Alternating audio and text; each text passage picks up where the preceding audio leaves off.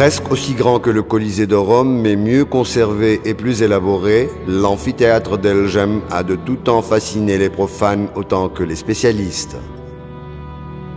Ce qui intriguait le plus les uns et les autres, c'était l'implantation d'un aussi gigantesque édifice dans un contexte aussi radicalement différent de celui de Rome.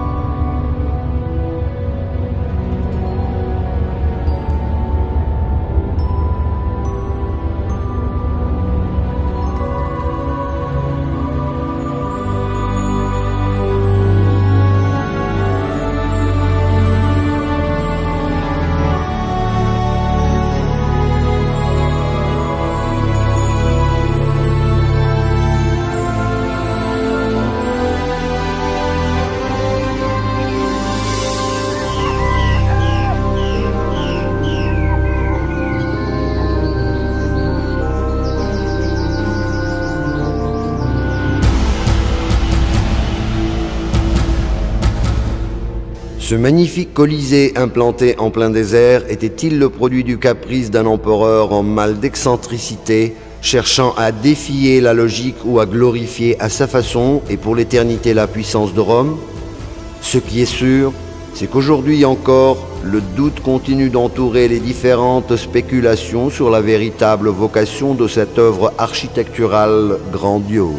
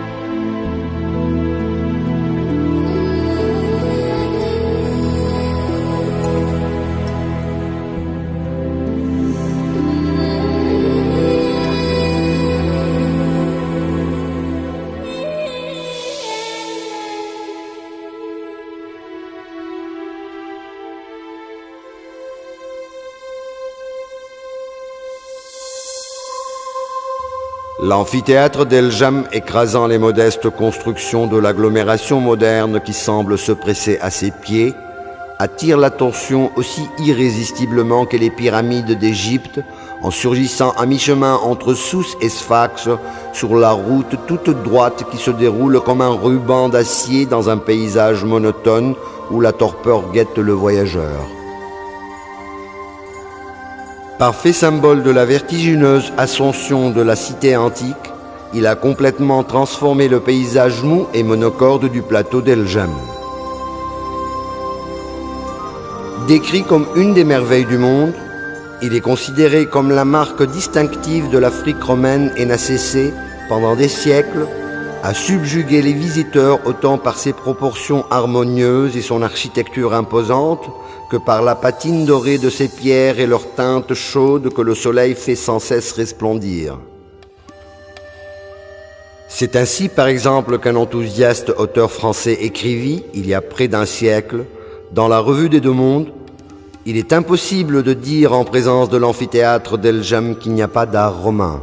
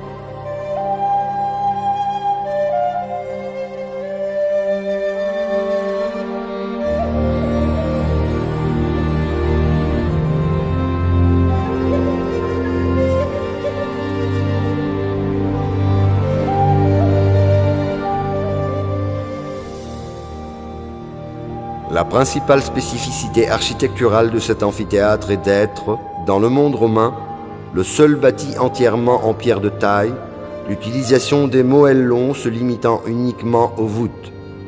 L'usage de la brique, si répandu au Colisée de Rome et dans la plupart des autres monuments, est totalement absent ici. Aussi, l'édifice tisdritain s'impose-t-il particulièrement par son profil très massif qui le différencie de toutes les autres et qui est dû à l'épaisseur des murs et des piles, à la faible saillie des entablements et à une nette prédominance des pleins sur les vides.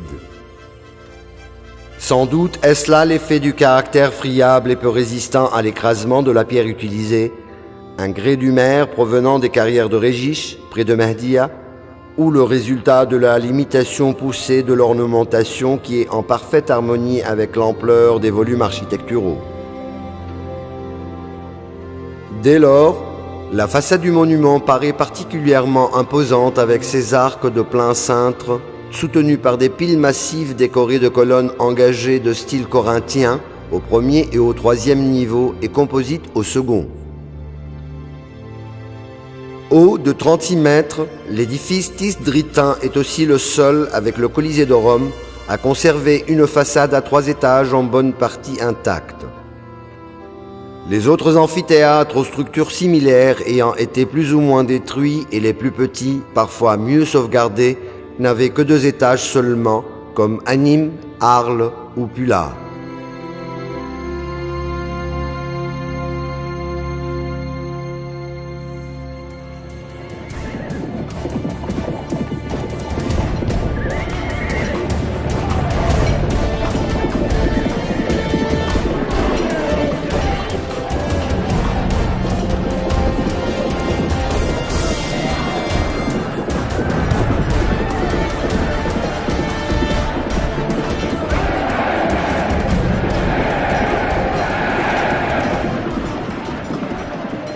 Construit au début du IIIe siècle après Jésus-Christ et conçu pour contenir plus de 30 000 spectateurs, le grand amphithéâtre d'Elgem répondait sans doute à un engouement des tisdritains pour le spectacle qui devait y avoir lieu et dont rendait compte une vogue frappante des thèmes relatifs au jeu dans les programmes de décor des maisons en mosaïque.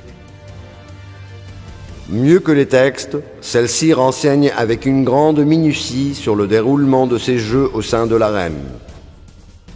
Elle confirme que les Africains éprouvaient pour la chasse et les animaux sauvages une passion telle qu'elle confinait au second plan les combats de gladiateurs si recherchés ailleurs, dans la plupart des provinces de l'Empire. Aussi, les mosaïques représentant les animaux qu'on avait coutume de voir dans les amphithéâtres étaient-elles très nombreuses. Parmi les spectacles les moins cruels, on peut citer les simples exhibitions de fauves et les dressages, mais cela ne semblait pas avoir suscité l'enthousiasme des foules. Celles-ci préféraient assister à des luttes où des chasseurs ou vénateurs professionnels s'appliquaient à maîtriser des animaux sauvages. Mais la forme la plus représentée sur les mosaïques reste la chasse sanglante, où des vénateurs s'attaquent à de grands fauves comme les lions, les léopards et les ours, munis d'armes de trait telles les épieux, les javelots et les lances ou d'armes tranchantes comme les poignards et les glaives. Une mosaïque de Smyrate, près de Moknin, rend compte par les textes et par l'image d'une journée d'amphithéâtre à caractère sanglant, car le spectacle durait du lever au coucher du soleil. Le combat oppose 4 chasseurs à 4 léopards. Un texte figurant sur la mosaïque nous précise que les frais du spectacle ont été pris en charge par un généreux notable local, chaleureusement acclamé par la foule. La popularité des chasses d'amphithéâtre avait provoqué la formation de nombreuses corporations ou sodalités, comme les télégénies, les pentassis ou les léontis, qui entretenaient les bêtes et entraînaient les chasseurs pour les préparer au jeu. Mais si ceux-ci étaient armés et avaient des chances de triompher des fauves, il n'en était pas de même des condamnés aux bêtes qui, eux, étaient sûrs de périr dans d'horribles souffrances. Les victimes de ces tortures étaient soit des ennemis de l'Empire, en l'occurrence des prisonniers de guerre, soit des chrétiens persécutés qu'on livrait aux martyrs, soit encore de grands criminels qui terrorisaient la population et dont le châtiment devait servir d'exemple. Une mosaïque d'El-Jem figure de manière très réaliste des prisonniers en train d'être dévorés par des panthères dans l'arène. Les bêtes sont souvent parées de guirlandes et de lierres, donc vouées au dieu de l'amphithéâtre, ce qui souligne le caractère religieux des jeux. Diane, déesse de la chasse, et Dionysos, dompteur des fauves, sont les deux divinités associées au combat.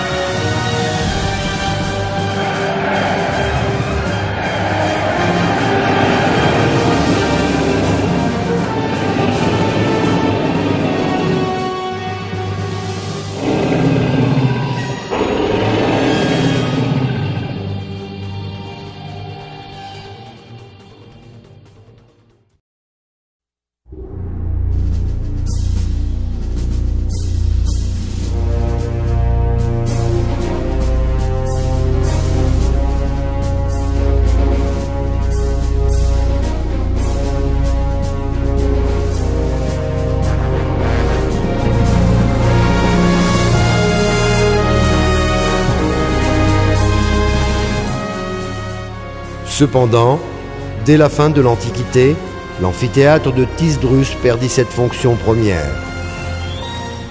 En effet, les Byzantins y trouvèrent assez d'avantages pour le transformer en une forteresse où, en 647, les débris de leurs troupes, battus près de Sbeitla par l'armée musulmane de Abdallah ibn Sa'd ibn Abi Sarh, se réfugièrent. À son tour, la Kahina y trouva refuge et put opposer une longue résistance à son assiégeant Hassan ibn Nu'man.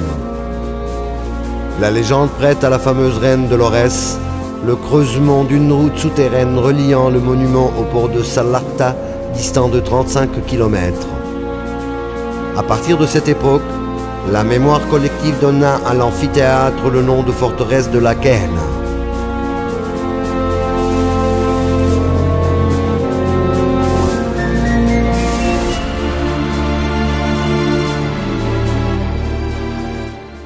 Au début du XIIIe siècle, le prince almoravide Ibn Rania y assiégea des ennemis au cours de sa tentative de s'emparer du pays.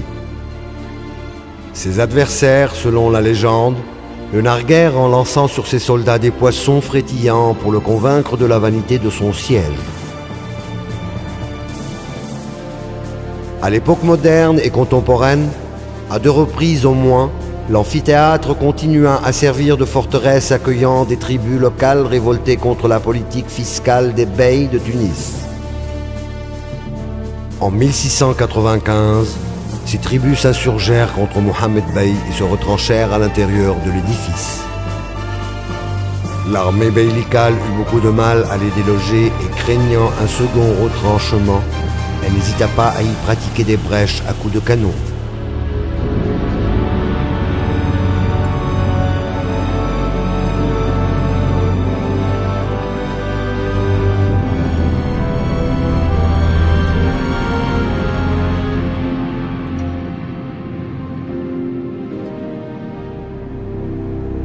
En 1850, il y eut une nouvelle révolte contre l'autorité d'Ahmed Bey et les rebelles trouvèrent refuge à l'intérieur de l'amphithéâtre.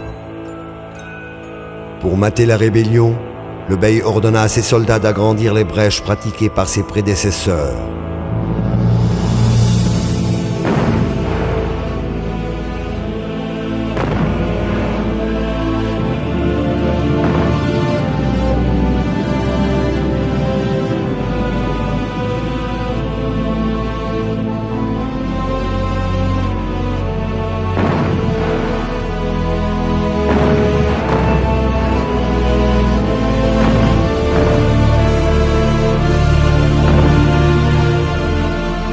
Depuis, la population locale utilisa le monument comme une carrière pour ses divers besoins en pierre. En 1881, lors de l'établissement du protectorat français sur la Tunisie, les réactions furent plus ou moins violentes. La plupart des insurgés de la région, surtout des tribus du sud, se réunirent dans l'amphithéâtre et décidèrent de résister à l'occupation française. Ils fabriquèrent de la poudre de salpêtre à l'intérieur du monument et en envoyèrent aux habitants de certaines localités voisines. Le général Augereau ne peut venir à bout de leur résistance qu'en 1882.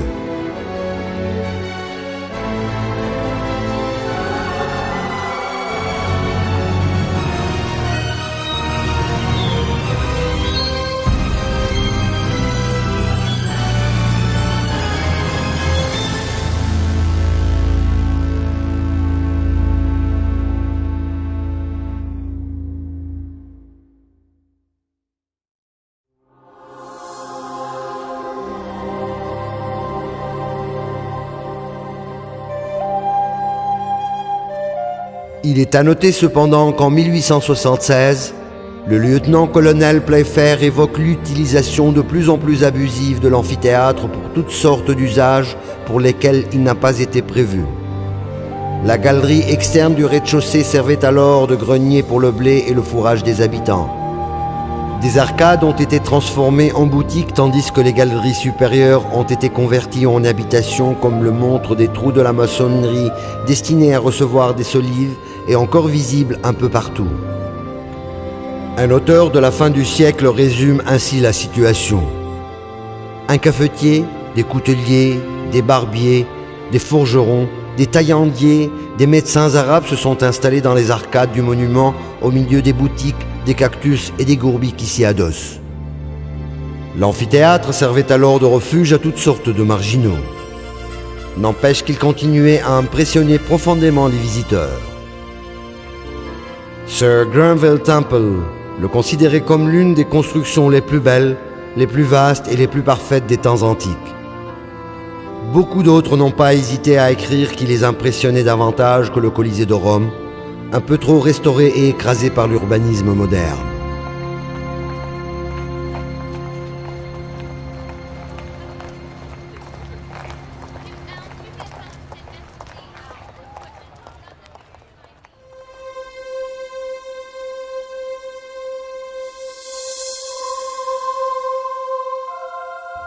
En tout cas, l'amphithéâtre survécut à toutes les agressions, qu'elles soient le fait du temps ou des hommes. Il fut l'objet de travaux de dégagement et de restauration depuis le début du XXe siècle. Cependant, les interventions les plus importantes eurent lieu il y a près d'une trentaine d'années. Grâce à un effort de financement considérable du gouvernement tunisien, soucieux de conserver et de mettre en valeur ce prestigieux témoignage du génie architectural et artistique de nos ancêtres. Et grâce à l'aide de la fondation Gulbenkian, l'édifice a été sauvé d'un effondrement certain. Une minutieuse campagne de consolidation générale y fut menée, aboutissant à la sauvegarde de différentes parties du monument. La Tunisie ne ménage aucun effort en vue d'éliminer les risques de dégradation et d'assurer la solidité de l'édifice. En même temps, des travaux de restauration d'une certaine envergure ont été réalisés, tout en préservant l'esthétique et l'authenticité des structures anciennes. Un circuit de visite complet et diversifié a été établi, enrichi par la mise en place d'éléments antiques récupérés dans les masses de remblais qui se sont accumulés sur plusieurs mètres de hauteur autour de l'amphithéâtre tout au long des siècles. La restauration par tranches successives et en respectant les dispositions d'origine de milliers de places de gradins a permis la réanimation du monument et sa réinsertion dans le circuit de la vie culturelle. Un festival de musique symphonique et des galas populaires y sont ainsi organisés régulièrement chaque été.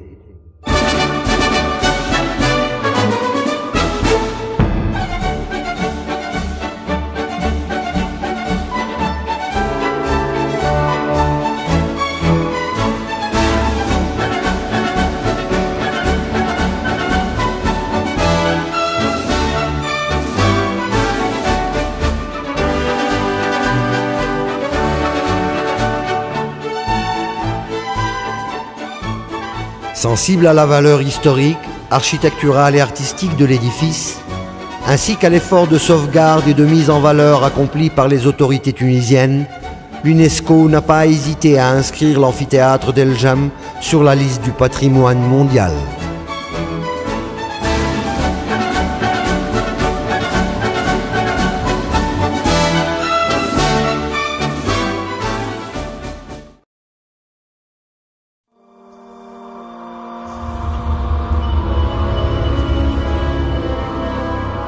Ainsi, ce monument particulièrement grandiose semble avoir été édifié pour résister aux outrages des siècles et triompher de tous les vandalismes, comme le laissait deviner l'admiration sans borne de certains explorateurs des siècles derniers.